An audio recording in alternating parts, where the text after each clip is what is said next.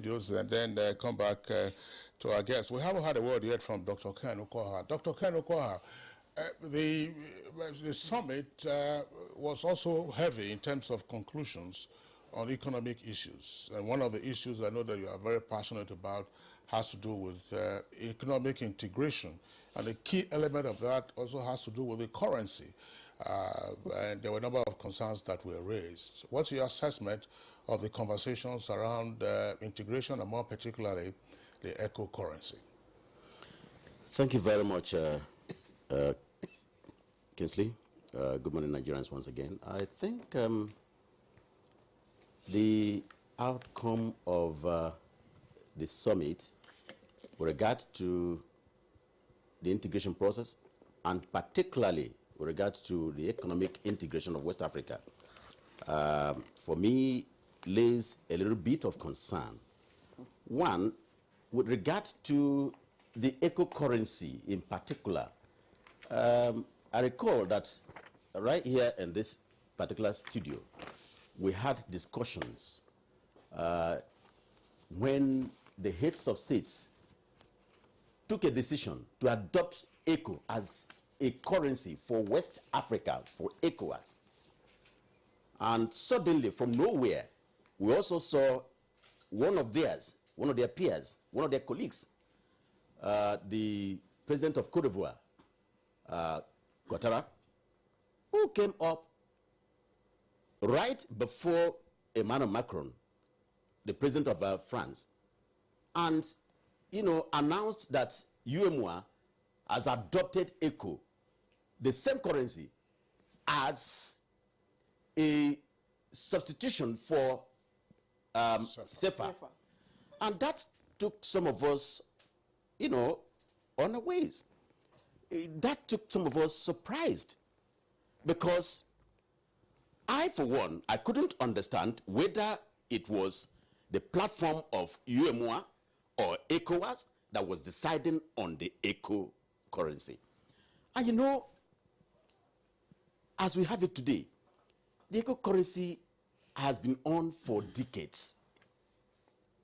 And this is an instrument meant for the integration of the West African region. And it has a lot of things that we need to learn from. Take, for instance, what is happening in Europe, where Euro became the currency. And of course, all of us know what happened to Greece. And Germany became the burden bearer. And none of them have come out from it till this moment. And that's why we called for some kind of a reflection for Nigeria.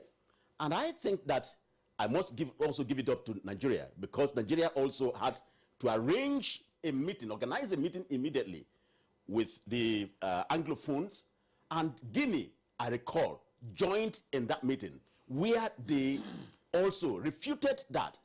They stood against that, pronouncement by the minister, the president of Cote d'Ivoire. But surprisingly, I also saw in the communique of the 57th summit that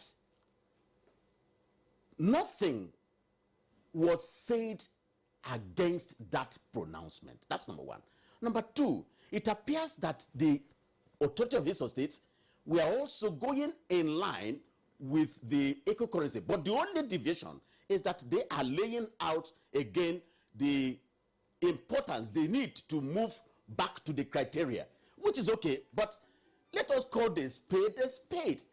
Who is eco for? Now, going beyond the issue of the eco currency, that's one. Two is the subject of trade integration in West Africa.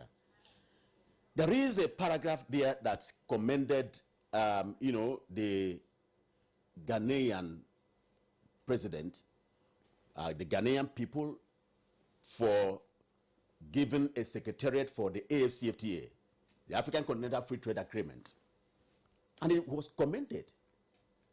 But I didn't see anything that was to, advise Ghana at the same time that you cannot be providing a secretariat and serving as a secretariat of Africa for trade on one hand, and on the other hand, be chasing away Africans from your own domain. I didn't see that come up. The third one is regards to this issue of resource mobilization, which is key for integration process.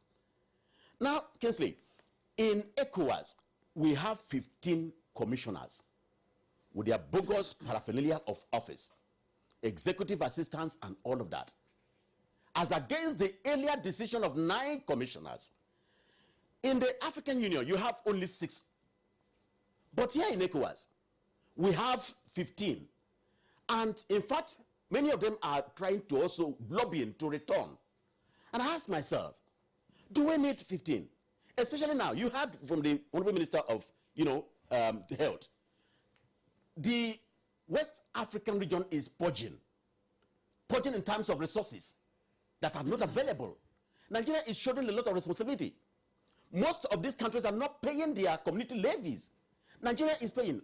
Although Nigeria had to, stylishly withhold certain part of their, community levy contributions. However, that has not changed the, approach of many other countries. Many of them are still not paying. How are we now guaranteeing the continuation, the sustainability of 15 ECOWAS commissioners, which I permit my use of language, which are budget eaters? And today, you cannot lay hands on any project in ECOWAS that will say this is a regional project. This is a rail line, for instance, that cuts across Nigeria, Togo, Nigeria, Benin Republic, Togo, Cote d'Ivoire, Ghana, Burkina Faso. That's not like that. There's one in progress that goes through the GBR. That's Nigeria. That's Nigeria. That's Nigeria, not ECOWAS. I am talking of regional project that is implemented by ECOWAS. So the funds are not there. Our regional integration process has a problem. Ken, the points you have made are noted, but maybe you wish to revise part of your last statement that there is no regional project. Now, there is a ECOWAS highway, and I know that the ministers of works usually would gather around, and each of the countries, of course, is supposed to take care of its own segment. I think it cuts across West Africa. I totally agree with you, but please, what I'm talking about is there is no ECOWAS-funded project. All right. The funds there, are incapacitated. And as you are saying, are being used for recurrent expenditure, administrative 15 purposes. commissioners. Exactly. Yeah. Okay, we don't have that capacity. Let's bring the Honorable Minister of State for a couple of months, to their election. Did he commend him? No, I didn't. Yes, right. You were I was saying that congratulating him. that he should play a regional role. No, I think it wasn't. You said it was a landmark. It was one of the high points of the decision taken. Okay, so, that's true. Dr. Kedukoha, please go ahead. Thank you very much. Honestly, let me start with the Mali subject. And I think we need to be very careful. I totally align myself with Paul's intervention, and I want to explain this very clearly. One is that nobody is asking or commending intervention of the military by any means in any governance. Mark that, underline it. However, I also want us to be a little bit circumspect here. Number one, for Nigeria. Now, with the issue of deadline, on the 15th of September, if nothing happens, what happens? Who will come? Yes. More will follow. Thank you. More will follow. Yes. But my point is this. Can I land? There's a standby force. Yeah, can I land? Yes. Who are the owners of the standby force? Nigeria is going to be looked at. Let's be very careful. We don't have funds. And we are also marching towards that end. Let's be watchful. Number two, I just put that on the sideline. But the most important thing that we need to look at is, as we are today, there are people who are taking over power by squashing constitutional laid down procedures to elongate power. And I must be very frank and brutal here. And I hope you don't mind. Look at Cote d'Ivoire. The president of Cote d'Ivoire just, by all means, changed the constitution to allow him to run for third term. The same thing happened in Guinea. And they are coming out of the 5 countries in Africa, in West Africa, that are having election this year. These 2 have changed the constitution by all means to serve their own whims and caprices. What do you call that? Is that part of the... Can I land? Yeah, no, you're asking a rhetorical question. Very important question. I would like you to be guided by the following proposition. There are 2 issues. The usurpation of constitutional authority in Mali by the military, which the ECOWAS heads of state and government are dealing with, and they have issued a deadline. That's one matter. Second matter has to do with the tenure elongation against which our own president spoke at the summit. And he said that, look, do not precipitate crisis by seeking to elongate your tenure. There are slightly two different issues. I wanted to link them. Yeah, you will link them. Even then, there is some silver lining from the fact that you are having 5 countries conduct their presidential elections this year. There's some silver lining. We will discuss that. But so let's separate them. They may be related. The Mali coup has been condemned. They say, look, hand over to a civilian transition or interim administration by the 15th of September. What should be done if they miss that deadline? Second one has to do with elongation of tenure through the manipulation of the country's constitutions, namely Cote d'Ivoire and Guinea. Now, the link is this. Yes. We are having a vision, an ECOWAS vision 2020, which talks about, and its strategic objective is transforming from an ECOWAS of member states to an ECOWAS of people. Now, the question we have in our hands begging for answer is, when you by all means change the constitution, is it for the people? That's one. 2, whether you move with the gun or move with the pen, is it not the same constitution that you have changed to perpetuate yourself? That's 2.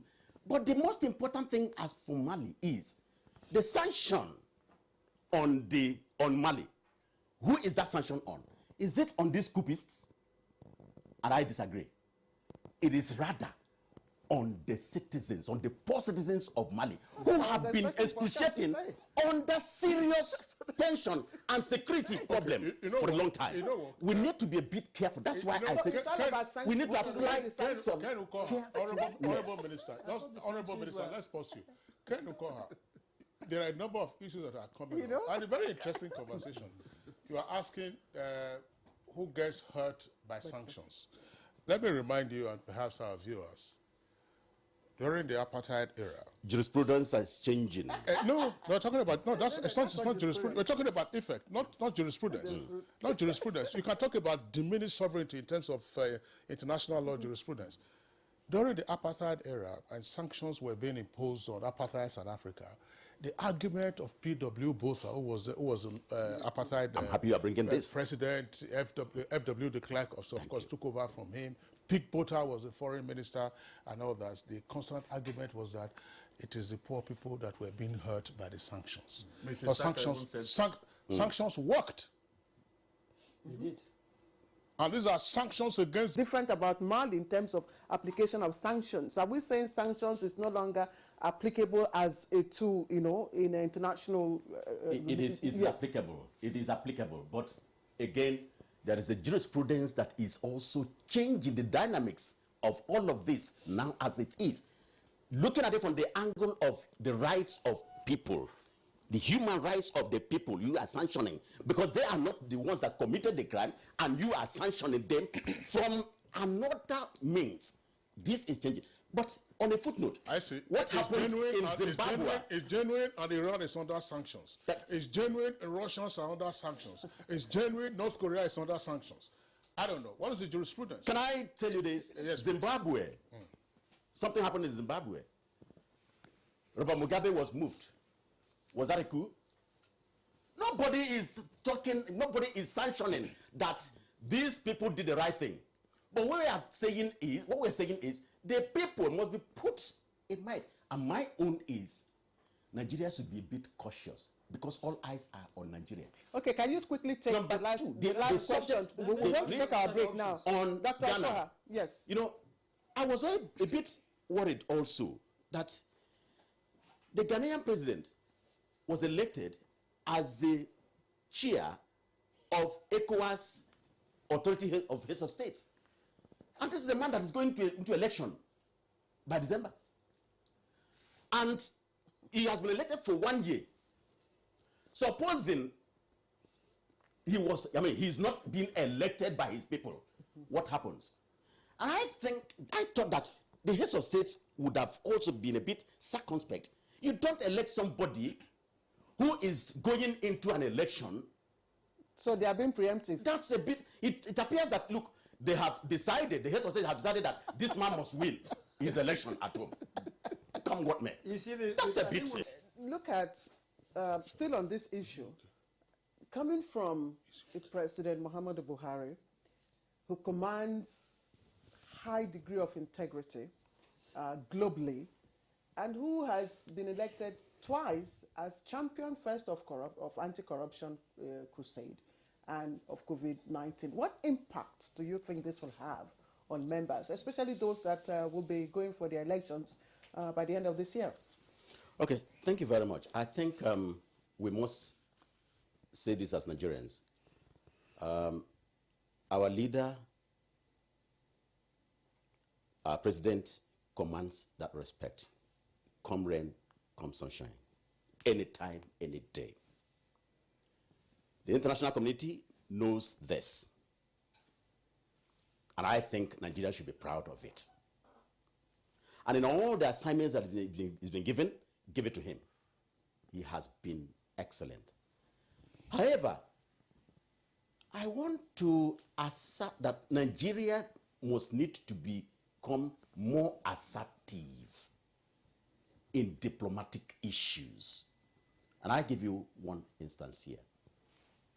The president, in his speech during the summit, emphatically talked against any kind of third-term mentality from his fellow heads of states. That shows that he has nothing. In fact, in him, he doesn't want it. He is not supporting it. But unfortunately, I thought that the technocrats from Nigeria would have ensured that that thing was slotted in the communique. You can't find it there. Number two, I want to look at the authority of heads of states. In all of these advice that given, it appears there is a disconnect between the authority of heads of state and the citizens. So, if care is not taken, my worry is that people will now be thinking that the authority, that ECOWAS is a tea party for authority of heads of states. And we need to be careful, because people are not seeing anything coming down from ECOWAS in terms of project. By the way, there is what we call community development project.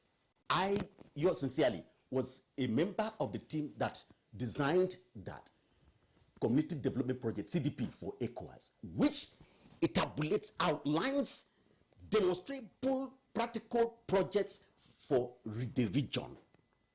Do you know, for the past 3 years, that document has been put under the bushel. You know why? No funds.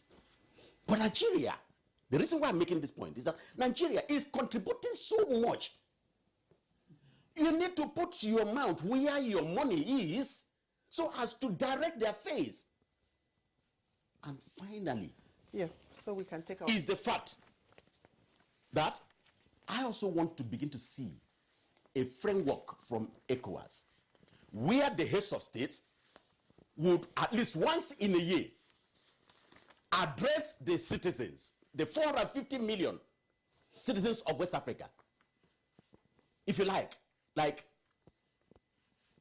the states of the region address, connecting with the people. Thank you very much. Fantastic. Sorry, let me just respond. Let's quickly appreciate all our contributors. It's been an engaging discussion. Let me appreciate the Honorable Minister of State Foreign Affairs, Ambassador Zubairu Dada. Thank you very much for giving light to our discussion today. Paul Jime is an international affairs expert, consultant with ECOWAS and the EU on peace and security communications. Thank you very